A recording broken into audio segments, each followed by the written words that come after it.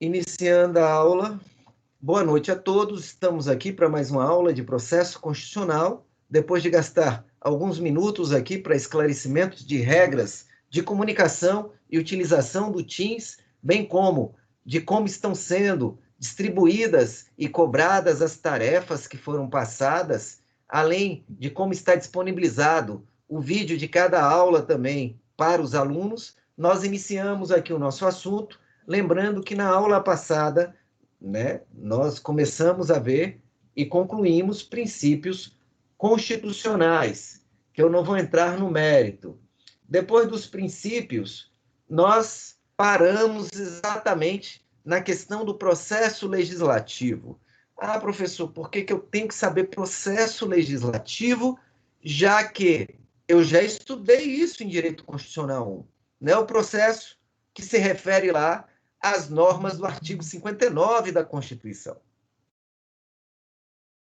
Nós temos que ver, porque isso aí é uma fonte básica da nossa análise de constitucionalidade de normas que nós trabalharemos a seguir.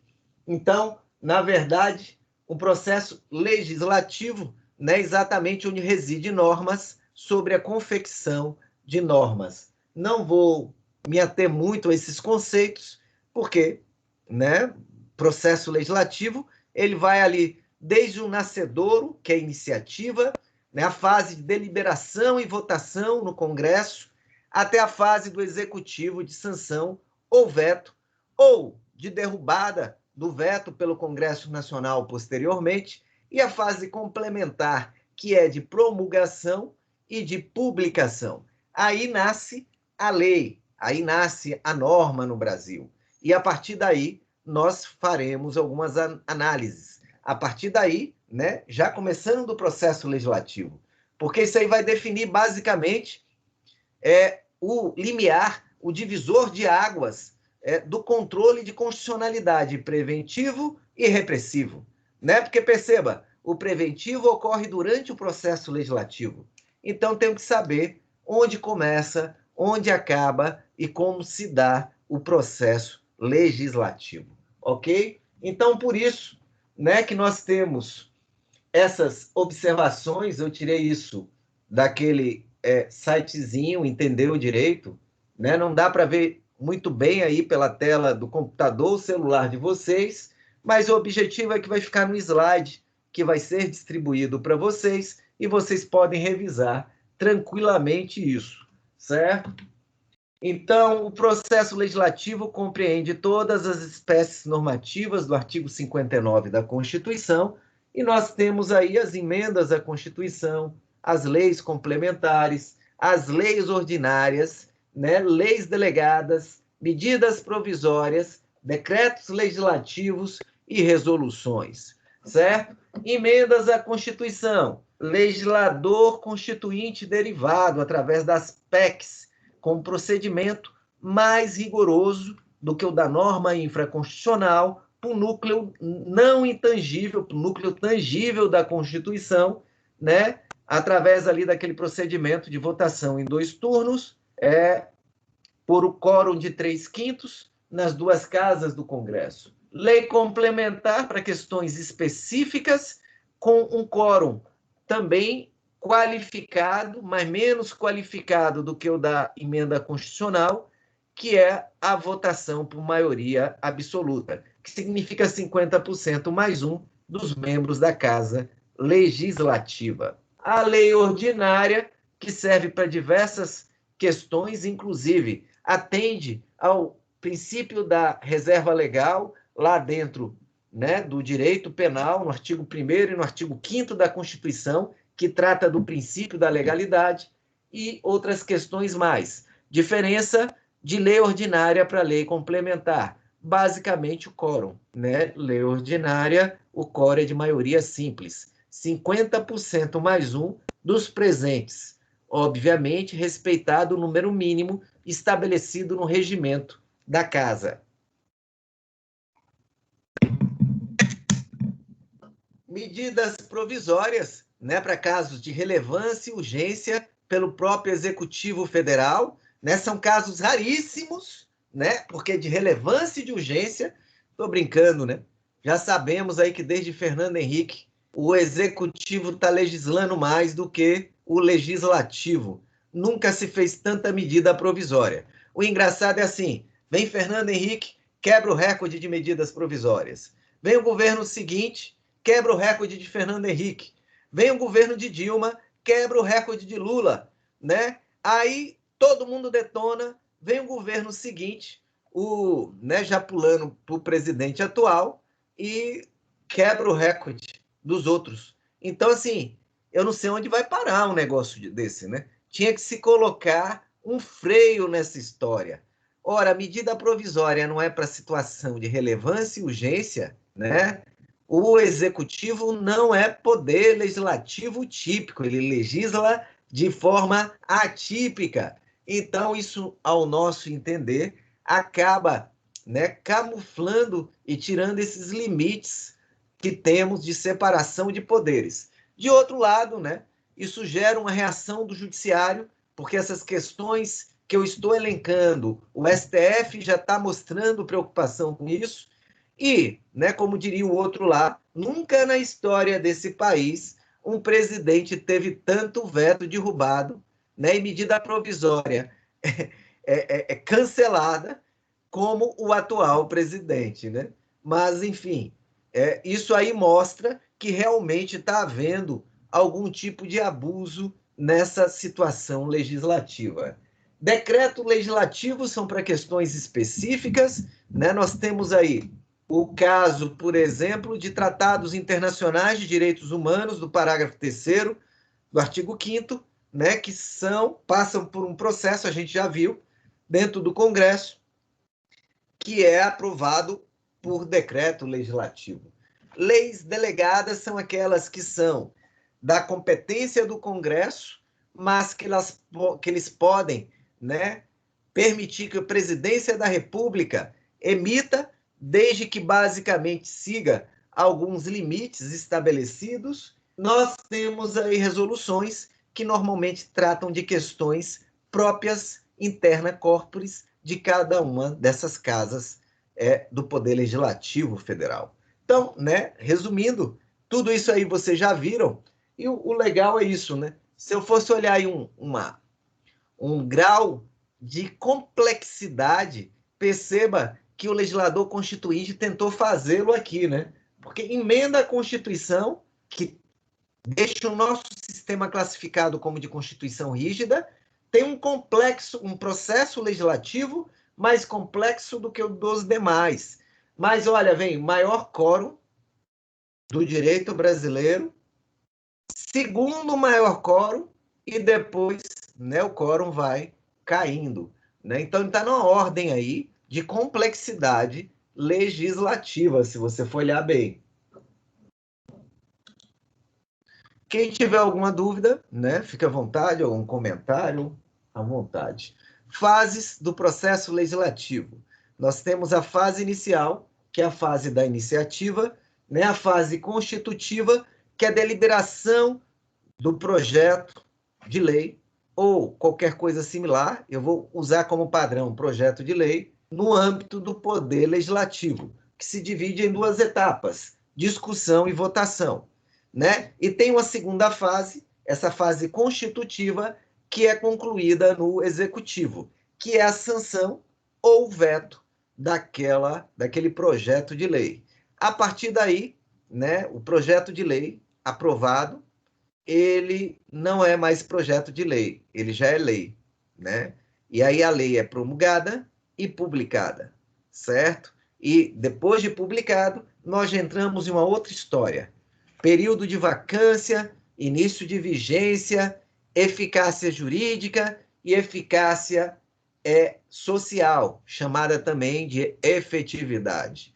Então, são conceitos que nós vamos revisar e temos que trabalhar aqui, porque é muito comum que eles sejam confundidos. É importante que o aluno saiba o que é validade, o que é vigência, o que é eficácia jurídica, o que é efetividade e por aí vai, certo? Isso ajuda a entender o processo legislativo.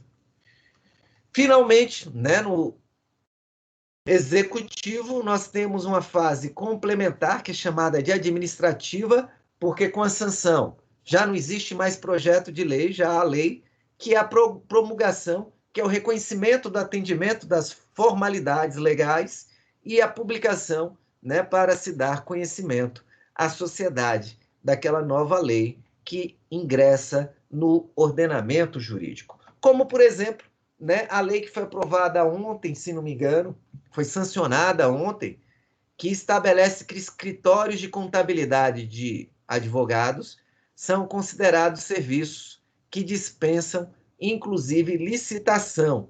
Né? Isso aí foi uma bancada, um lobby grande de algumas bancadas aí, inclusive de advogados, né, que abre exceção para permitir que pessoas jurídicas de direito público, né, como o município, o Estado, a União, possam, a despeito de terem um quadro concursado de procuradores, que são os advogados públicos, que possam contratar sem licitação advogados particulares, certo?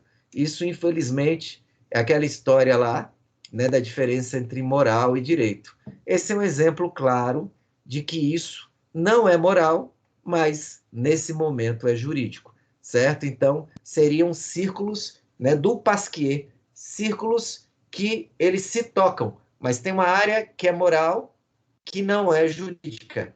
Tem uma área que é jurídica, que não é moral. Então, essa lei que foi sancionada, né, é um exemplo claro disso. Foi feita exatamente para que se permita que determinados escritórios de advogados e de contabilidade possam atuar muito, né, em municípios, principalmente, a despeito desse município ter um quadro concursado de procuradores. Dois problemas aí, né? Um menos grave, mas que é grave, tá tirando vaga de vocês de concurso público, né? Tá quebrando uma forma democrática de acesso a esses quadros.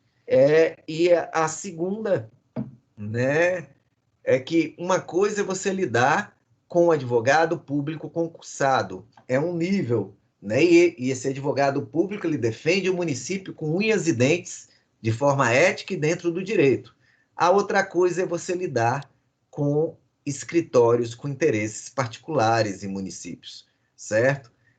Não há como regra, uma preocupação com a questão do interesse primário público do município.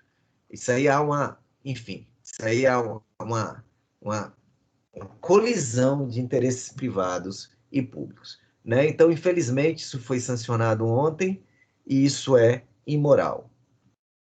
Vamos lá. Então, dúvidas aí sobre as fases do procedimento legislativo?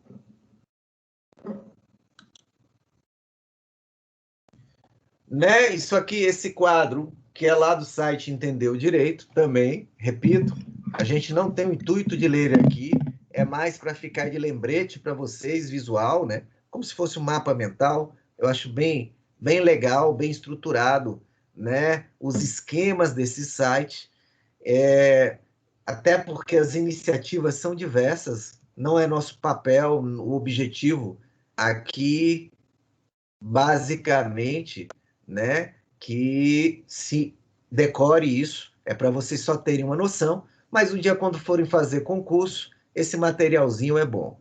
Né? Então, Kaline está colocando aí que até pode haver suspeição nos processos do escritório particular. Sem dúvida, né? Então, né, eu vou citar aqui um caso concreto, sem citar o nome das pessoas, né, porque está gravando, e sem citar onde ocorreu, certo?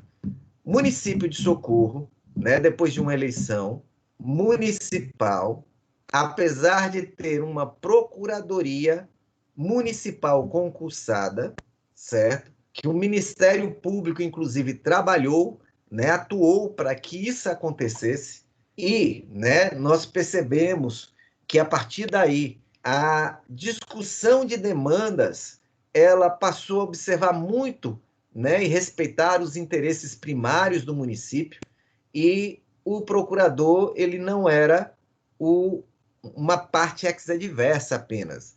Em algumas questões de interesse primário, ele era até um aliado do Ministério Público. Então, após uma eleição X, o prefeito, que foi eleito, né, contratou um escritório para cuidar da parte trabalhista, que era da Procuradoria, e um escritório para cuidar das execuções fiscais, que é a parte milionária do município, certo? E era da Procuradoria também. O que é que nós fizemos? Mandamos uma recomendação para o prefeito, né, entendendo que isso violava diversos princípios da administração pública previstos no artigo 37, tais como impessoalidade, moralidade, eficiência, economicidade, entre outros, né? E que havia uma procuradoria ali, não havia necessidade disto, e mais, esses escritórios eram de pessoas que trabalharam na equipe jurídica que ajudou a eleger o prefeito. Estão percebendo aí o problema, né, que Kaline está colocando? Então, né, a recomendação não foi atendida e o prefeito foi processado, inclusive, criminalmente por causa disso, certo? De tão grave que foi essa história.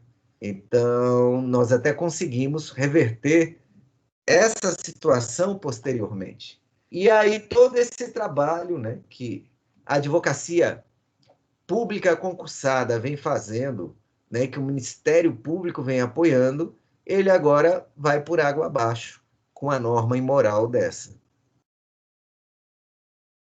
Professor, tem algum tempo para votar acerca de uma PL? O que é PL que você está falando, Lucas? Projeto de lei?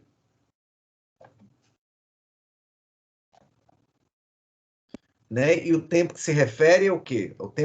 O tempo máximo para votar ou se tem um tempo mínimo, né, que ele tem que ser votado em tantos dias?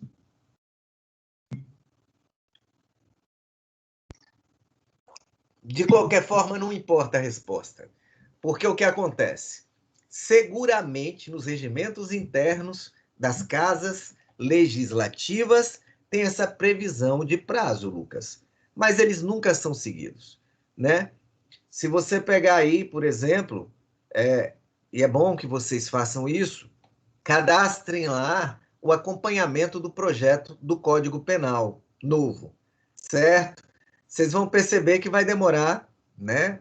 Eu vou ser otimista, viu? Vai demorar uns 30 anos para esse projeto ser aprovado, certo? Então, isso aí responde a sua pergunta, né? Pode até ter prazo, mas ele não vai ser respeitado nunca, porque vai se alegar diversas questões.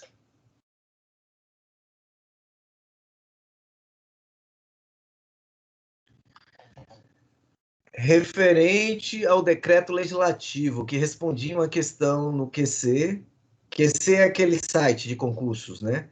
Porque não se podia mais fazê-lo, mas é previsto no projeto. Veja, teria que ver a questão, Antônio, né? Porque talvez, né? Talvez, né? Eu estou tentando adivinhar.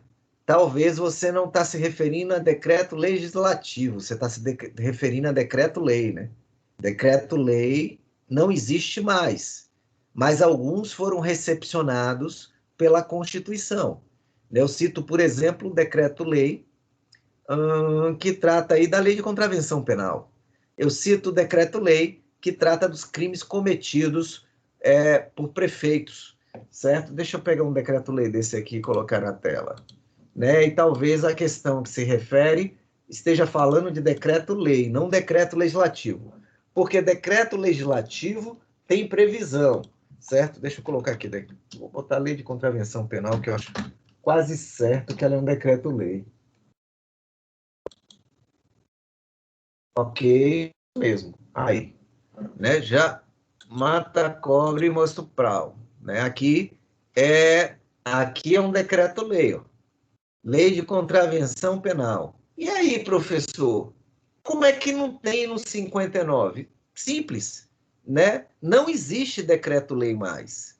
Lei, inclusive, que tipifica delitos, como essa aqui, só pode ser feito através de lei ordinária, no mínimo. Opa, professor, então como é que tem esse decreto-lei em vigor? Simples, né? A Constituição de 88 recepcionou esse decreto-lei como lei, porque ele atendeu os requisitos.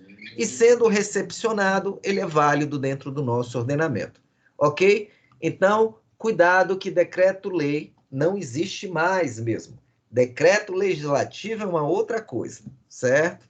Então é isso aí. Isso é normal, Antônio. É aquela questão, né? Citando aqui o ministro Marcos Aurélio, né, para falar que manter a gente no nível elevado jurídico, isso é aquela velha questão de confundir catraca de canhão com conhaque de alcatrão.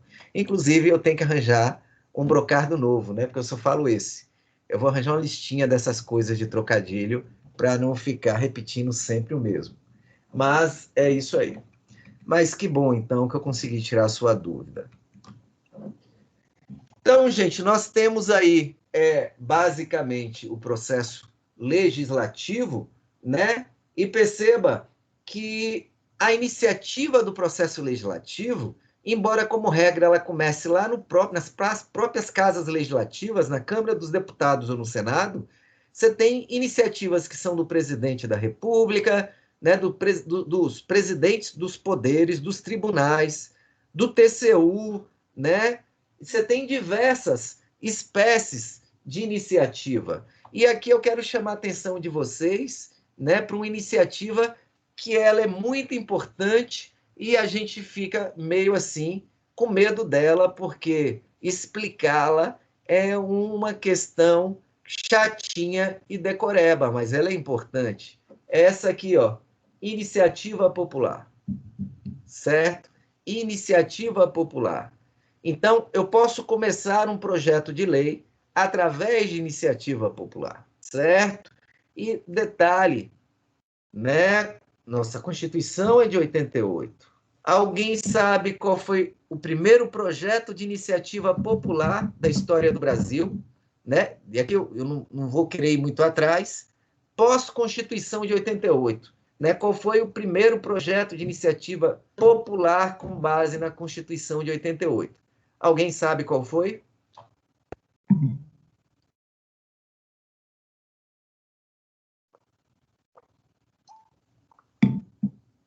Vou dar uma dica. Caso Daniela Pérez.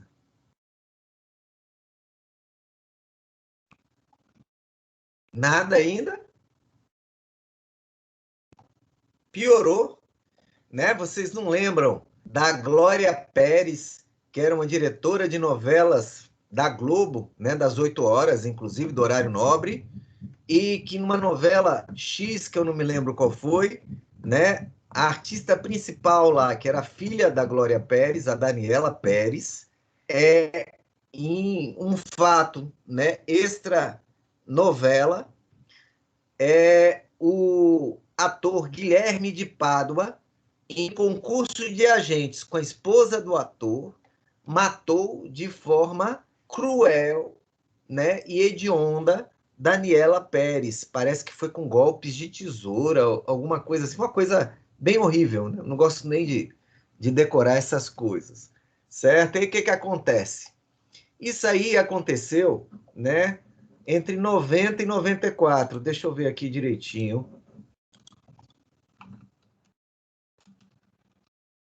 Só para deixar claro. 28 de dezembro de 92 aconteceu isso, certo? E o que estava em vigor naquela oportunidade? Estava em vigor a lei de crimes hediondos. Eita, Kaline, né? Então, eu também não era, né? Mas eu tive que consultar aqui os históricos dos arquivos do passado e descobri que foi, né, em 92. Mas eu tenho o mesmo sentimento que você, né? Eu não era nem nascido em 92. Mentira, eu já estava quase me formando em direito em 92, certo? Então, o que acontece basicamente? Em 1990, entrou em vigor a Lei de Crimes Hediondos, certo? Regulamentando o artigo 5º da Constituição, que estabelecia que tráfico, tortura e terrorismo eram delitos equiparados a crimes hediondos. E crimes hediondos no Brasil seria aqueles regulamentado em lei infraconstitucional, estabelecendo uma lista com número cláusulos, né? Com números taxativos. Pois é, Álvaro, isso é muito velho, cara. Se fosse você, né, já pensava aí em um asilo para você morar. Nunca vi um cara velho desse fazendo curso de direito. Mas, enfim, brincadeira, né? Você sabe que eu sou mais velho que você bastante tempo. Mas, enfim, voltando para cá, nós. Mas diga, Álvaro, pelo menos a gente faz trilha, né, rapaz? Né? Temos que fazer a trilha aí da turma dos aventureiros. Idade está na cabeça. Quem faz trilha lá e bota o povo para correr, subindo a montanha. Depois eu conto até uma piadinha disso, mas hoje eu já conversei demais. Então, só para fechar esse assunto. O que aconteceu? A Daniela Pérez foi assassinada em dezembro de 92 e o Guilherme de Pádua foi condenado posteriormente por homicídio qualificado. Artigo 121, parágrafo 2º do Código Penal, mais de um inciso ali, super qualificado, né, com pena de 12 a 30 anos. Beleza. E aí, professor, um crime desse hediondo não era em 1990. E qual a consequência? Quando a lei de crimes hediondos entrou em vigor, crime hediondo era integralmente cumprido em regime fechado. E como Guilherme de Pádua foi condenado por crime hediondo, né, naquela oportunidade, não sendo homicídio qualificado hediondo, o Guilherme teria direito à progressão de regime. Poderia ir para o semiaberto, que é colônia agrícola industrial, e para o aberto depois. Então, o que aconteceu? Né?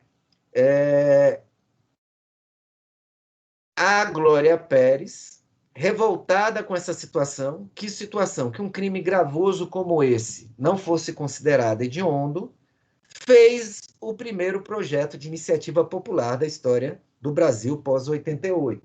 E olhe só o que ela conseguiu, né? Só ela mesma para conseguir isso. Você tem que ter assinatura no mínimo de 1% do eleitorado nacional, né? Isso dá um monte de gente. Eu tinha visto o semestre passado, deixa eu ver quanto é o eleitorado nacional hoje. Quantidade de eleitores no Brasil.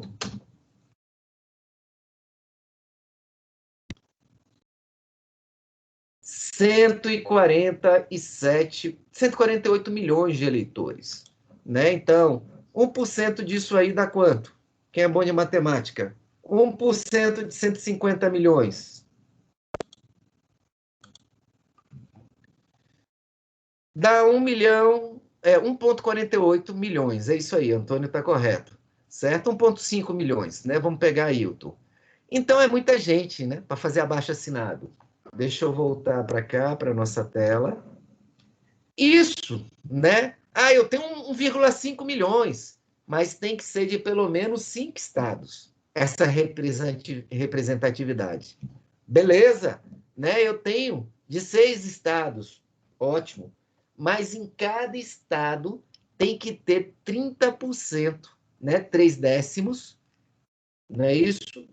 30% dos eleitores daquele estado. Né? Então, são 3 requisitos para que esse projeto de iniciativa popular possa, né, ser aceito, admitido no Congresso Nacional. E foi admitido, atendeu os requisitos, passou pelo procedimento e, em 94, a Lei de Crimes Hediondos foi alterada, estabelecendo agora que crime hediondo também era homicídio simples cometido por ação de grupos armados e homicídio qualificado em qualquer de suas formas. Beleza? Né? Então, olhe, primeiro projeto de iniciativa popular. Né? Alguns anos depois, sai a notícia nos jornais de que o Guilherme conseguiu progressão para o semiaberto.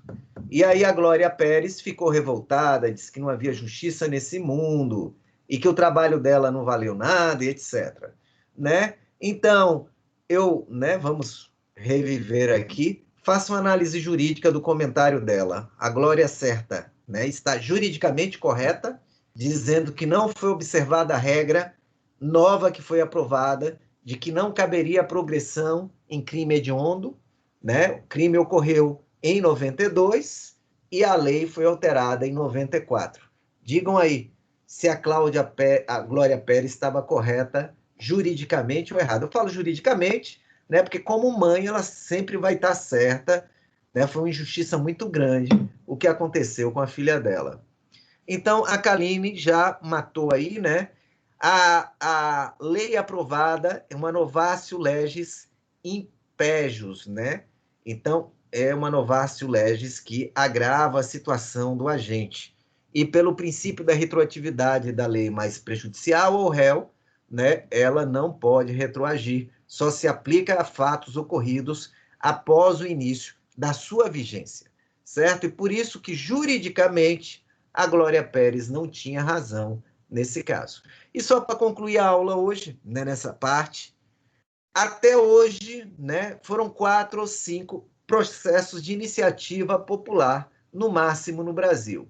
Né? E aí conta-se, por exemplo, a lei da ficha limpa, entre outros. Tá bom? Por hoje a gente fica por aqui. Agradeço a atenção de todos e o vídeo vai estar disponível para vocês na aba Vídeos do Teams a partir de amanhã, para quem quiser revisar o assunto. Ok? Tem alguém aí que chegou, né, no final da aula que não respondeu a chamada? Eu vou só encerrar a gravação. Professor Rodrigo.